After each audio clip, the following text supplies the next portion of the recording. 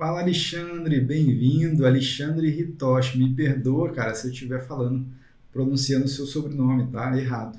Me perdoa. Eu tô aqui, cara, com o bordado que você fez, a programação do bordado que você fez do Corinthians, né? Você fez a programação e mandou lá pela plataforma do curso da eBordados Academy para a gente fazer análise, e aí, por esse motivo, eu estou aqui junto agora contigo para a gente fazer esse estudo, tá? Vamos lá, primeiro passo que a gente vai fazer, né? A gente tem bastante desafios aqui, tá, cara? Então, assim, ó, cafezinho, água, poltrona, muita atenção nesse vídeo, porque, sinceramente, não vai ser um vídeo tão rápido, porque eu tenho bastante coisas para poder te orientar nesse bordado aqui, tá bom? Então, vamos lá, bastante paciência, bastante calma.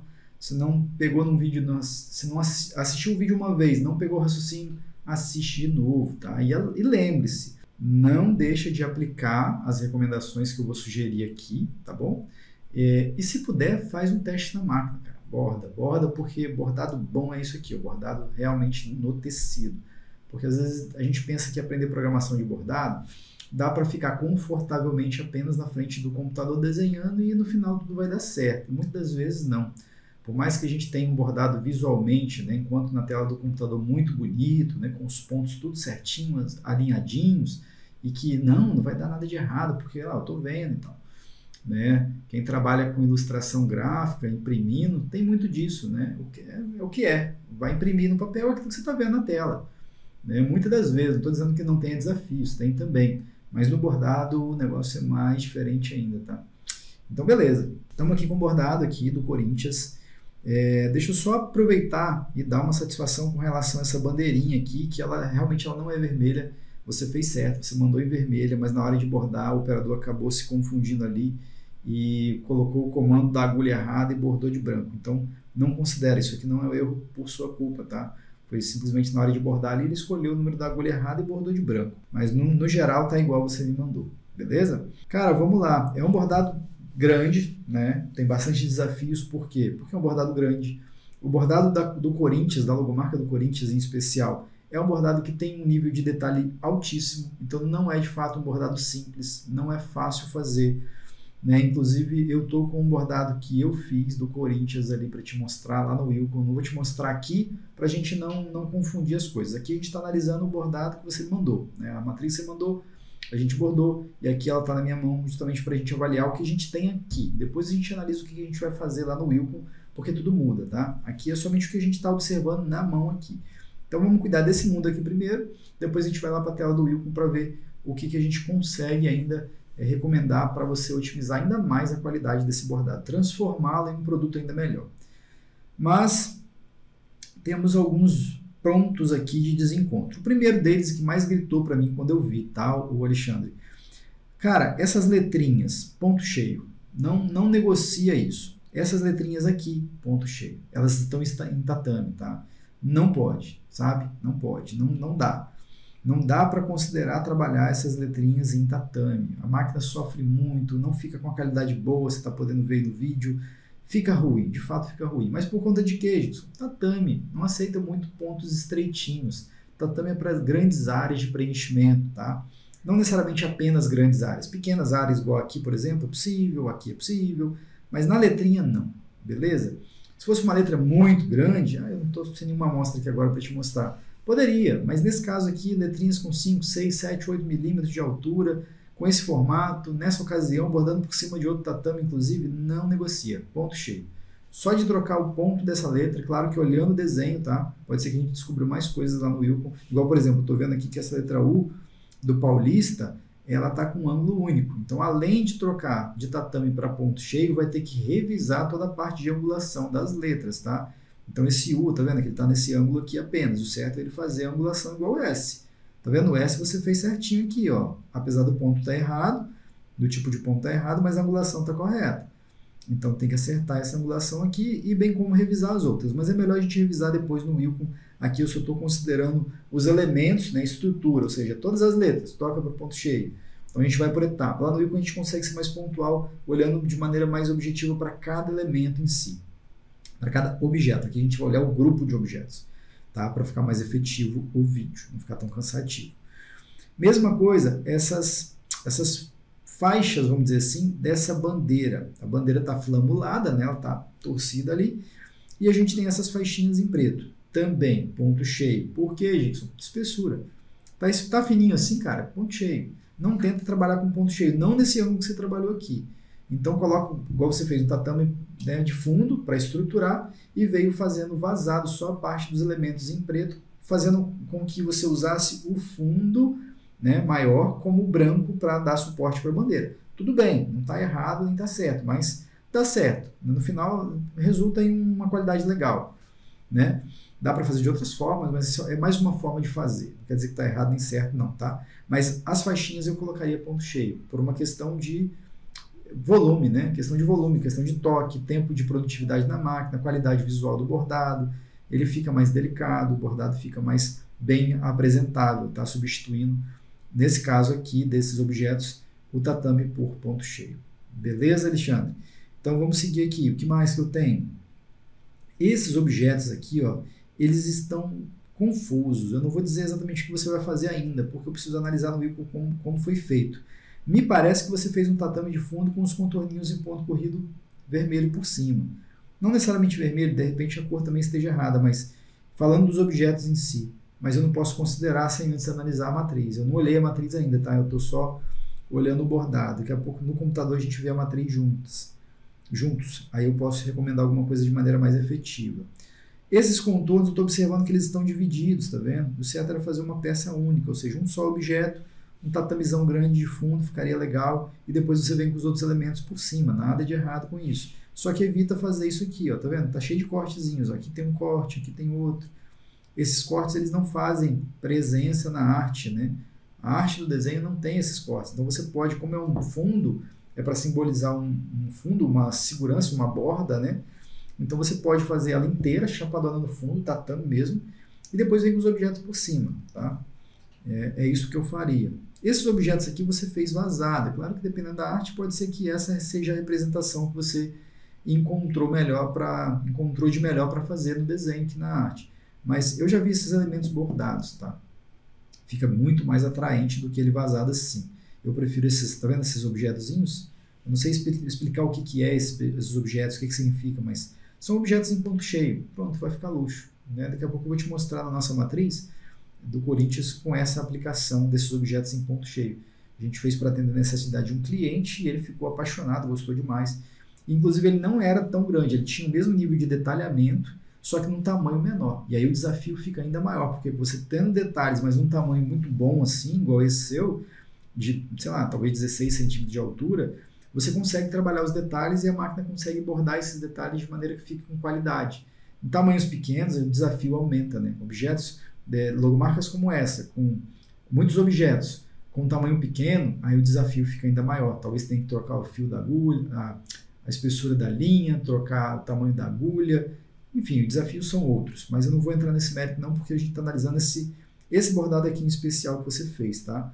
Bom, basicamente, essas são as observações assim mais gritantes que eu encontrei para já te chamar a atenção, para a gente substituir, tá? Então você já pode tomar nota aí. Mas espera mais um pouquinho, que a gente vai lá para o Wilcon juntos para a gente analisar a estrutura da programação.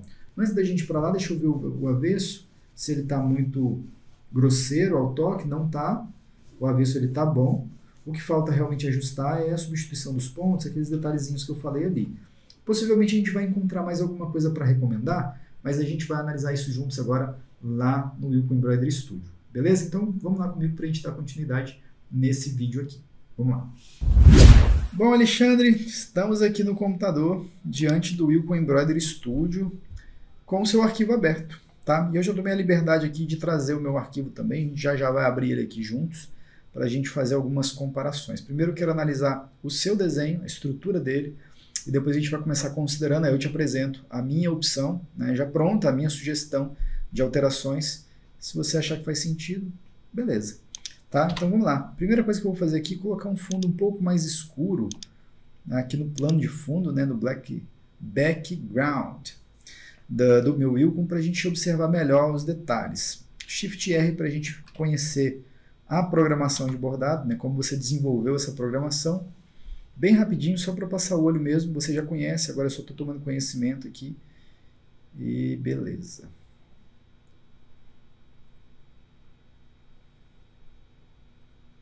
Show de bola. Não vai ficar nada longe daquilo que eu falei mesmo não, tá?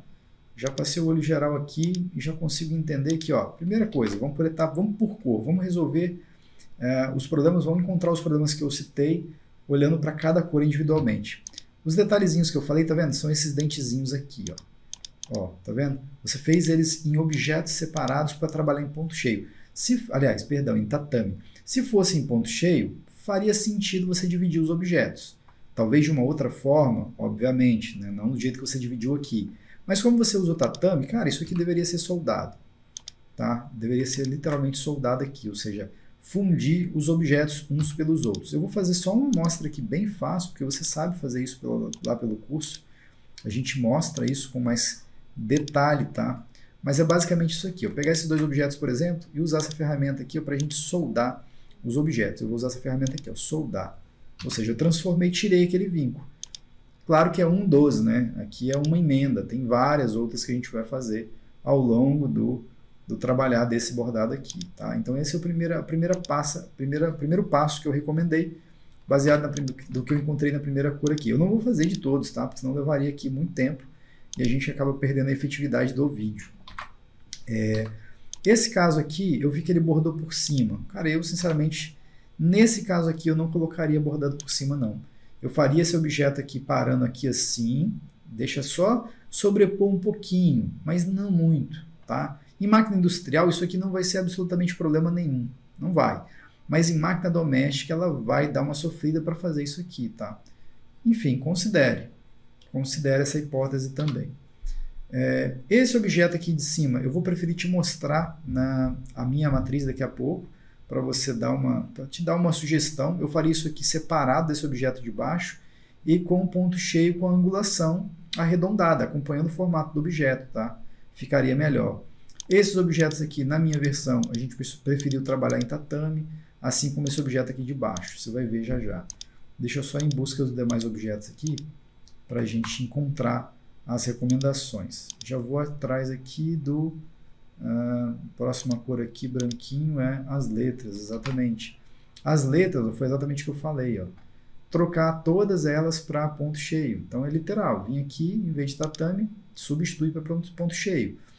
Substituiu para ponto cheio, não basta, tem que trocar aqui, ó, a angulação, tem que acertar a angulação da letra U, tem que rever o formato da letra P, tá vendo? Tá quadrado aqui, ó, tem que ajustar, tem que arredondar isso aqui para melhorar a qualidade. Dicção, mas é pequeno e independente, porque aí quando você aumentar o tamanho do bordado, você vai estar com isso pronto, entendeu? Então trabalha nessa parte com mais carinho das letras, porque apesar delas estarem pequenas, isso aqui vai acontecer. Esse buraco também, essa separação no O, ela não é bem vista. Ela não é, inclusive, necessária. Você pode fazer dois objetos, usar a interseção entre eles e aplicar ponto. Você vai ter essa parte de baixo igual está aqui em cima. Fica com muito mais qualidade do que fazer esse buraco. E aí sofreu uma variação radical aqui na angulação, deu um BO danado, ficou ruim. Não estou dizendo que não dê para corrigir, mesmo com esse dente aqui. Dá para corrigir, mas eu não gosto. Dá trabalho. Dá trabalho demais sem necessidade. Você ficar corrigindo isso aqui, porque aí você tem que ficar, olha, fazendo exatamente isso que eu estou fazendo aqui, ó, corrigindo a angulação, aí se preocupando com o ângulo certinho para poder ele ficar, enfim, não acho que vale a pena. Se você faz dois objetos distintos, cria a interseção entre eles e aplica ponto, ele vai ter o mesmo acabamento que temos aqui nesse lado, aqui embaixo. Então o desenho vai ficar perfeito. Tá? E aí fazer uma revisão geral em cada uma dessas letras para melhorar de fato a qualidade, porque o 9, por exemplo, está muito zoado aqui. Eu não faria dois objetos igual está aqui, eu faria um objeto só. Ou seja, pega esse objeto aqui, começa, abre um dente aqui, começa aqui e vai embora circulando. Pronto, depois só faz a angulação e vai ficar perfeito. Vou te mostrar. O que mais? As letras aqui, tá. A flâmula aqui, ó, esses objetos da flâmula também. No Yukon fica lindo, tá vendo? Só que é questão técnica, né? Se na máquina de bordar não fica bom, não use. É o que a gente viu lá, ficou grosseiro, ficou pesado. Então substituir esses camaradas aqui por ponto cheio. E claro, não é só substituir para ponto cheio também não. Muitas vezes você tem que revisar, além da substituição do ponto, você tem que verificar a edição do desenho. Ó, já melhorou bastante o aspecto, tá vendo? Que a angulação estava certa, eu só troquei o tipo de ponto, vai ficar muito mais harmônico com esse trabalho aqui. E se der uma revisada, ajustar, por exemplo, alguns detalhes, alguma linha que está meio igual aqui, por exemplo, a linha não está tão retinha, tá vendo? Tem um dentezinho aqui fazendo a linha entrar, ajustar isso vai melhorar. Detalhezinhos pequenos fazem toda a diferença no bordado. Aqui, por exemplo, não está com formatação legal esse objeto, está quadrado, tá vendo? Cuidado de trabalhar com essas linhas, tá? Com esses nós. Inclusive, eu vou transformar esses nós aqui, ó, em suave, ó. Estou clicando nos nós quadradinhos e transformando em nós mais suaves, para ele ficar menos agressivo, menos agudo, aquela curvatura ali. E aí é um trabalho de refinamento nesse bordado aqui. Para salvar esse bordado, é um trabalho minucioso de otimização constante, tá? É claro que não levaria mais do que 1h30 para poder fazer isso, não. Aqui, como eu estou falando, explicando, parece que vai demorar, mas não demora, não. Só tomar nota aí e depois sentar na frente do computador para corrigir, para fazer essas alterações. Deixa eu ver o que mais. Bom, essas foram as recomendações que eu encontrei que fazem sentido para esse bordado aqui. E aqui do lado tem o bordado que eu te falei, que é nosso. É claro que ele tem uma proposta diferente, ele foi criado com uma intenção diferente, o tamanho é outro, ele não tem aquela borda branca, aqui é preta, a borda é contrária, né? Lá, aqui na sua ela tem uma borda branca, cadê? Ela tem uma borda branca, um fundão grandão, que inclusive fica até mais fácil porque tem menos nível de detalhe, enquanto esse aqui ele tem o fundo e tem um contorno em ponto cheio e tudo mais. Mas enfim, dá para me te mostrar a lógica, né? Mesmo que não é o mesmo desenho, é a mesma logomarca, mas não é a mesma proposta, então muda alguns detalhezinhos, né? Então, olha, eu trabalhei com ponto cheio nesses objetos aqui, como você pode perceber, tá vendo? Os contornos suaves, ó, tudo direitinho, bem encaixadinho, as letrinhas em ponto cheio, ó, com a angulação certinha. Os objetos que eu te falei que foram aplicados em ponto cheio em volta aqui são esses aqui. Foi feito manualmente, mas de repente pode fazer com enchimento de motivo, criar seu próprio enchimento de motivo para fazer essa aplicação sozinha automaticamente, igual a gente mostra lá no curso. Dá para fazer também. Tô te dando opções, tá, Alexandre? Para você ter possibilidade de trabalhar aí. Assim como, por exemplo, ó, a gente trabalhou o tatame de fundo aqui desse objeto. Então vou colocar cada uma das cores para você ver, olha.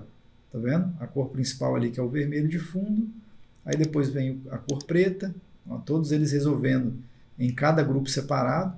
As cores que se repetem aqui, que não teve como não repetir, foram o vermelho, o preto e o branco. Ou seja, duplicou as 3 cores. Porém, a gente só está com 6 repetições. Enquanto que aqui ó, você está com 9 repetições para trabalhar as mesmas 3 cores. Ou seja, são as mesmas cores, porém com 3 trocas de cores a mais. Se for bordar numa máquina monoagulha, é um tempo maior de máquina, é uma dor de cabeça maior para bordar as mesmas 3 cores. Se for bordar em máquina industrial, não vai representar tanto problema assim, mas o operador vai ter que ficar lá, ó, a agulha 1 vai bordar agora a cor tal, agora a agulha 3 vai bordar, então vai dar um trabalhinho, né? Então o certo é tentar otimizar. Aqui o máximo que a gente conseguiu otimizar, por conta das sobreposições que tem que ter, né? Uma hora o preto está atrás, outra hora o preto está na frente, então isso não tem jeito, não dá para também ser efetivo em 100% dos desenhos, né? Tem aqui vermelho, preto e branco e ficou perfeito. Não. Porque, por exemplo, por que não dá? Porque nesse momento aqui, ó, o primeiro preto, eu fiz essa parte. Então depois eu tenho que vir com as letrinhas em branco por cima. Tanto é que foram feitas aqui nesse momento. Só que eu ainda tenho mais alguns elementos para fazer na cor preta em cima desse objeto em branco. Então é exatamente agora que ele entra. Então por isso que aí não dá para negociar. Isso aqui impede a gente de ter essa solução aí de não tem repetição de cor nenhuma. Não é todo desenho que a gente consegue não ter repetição de cor, né? Mas enfim, essas são as ideias que eu te dou aqui para você melhorar a qualidade desse bordado aí do Corinthians, que tem chance, ele está com uma boa base, tá bem desenhado, é só trabalhar mesmo esses elementos que eu te falei, para ele tentar chegar nesse nível aqui que já vai estar bom demais. Beleza, Alexandre? Espero que você tenha gostado. Lembrando, fez as alterações, bordou, faz uma foto, né, da matriz bordada, posta lá na comunidade, o Wilcon Experience, para que os demais alunos possam apreciar a evolução do seu aprendizado. Beleza, querido? Fica com Deus então, um grande abraço e a gente se vê numa próxima análise. Tchau, tchau. Nessa aula eu utilizei o melhor software de programação de bordados do mundo, que é o Wilcon Embroidery Studio. E se você ficou interessado em aprender mais sobre programação de bordados, vai lá no site da eBordados e coloca o seu e-mail na lista de espera, pois em breve eu abrirei uma nova turma do nosso curso de programação de bordados, Wilcon Experience. E para você assistir mais vídeos como esse, é importante você se inscrever no canal da eBordados e também ativar o sininho para sempre que eu publicar um vídeo novo, você ser notificado. Eu vou ficando por aqui e até o próximo vídeo. Tchau, tchau!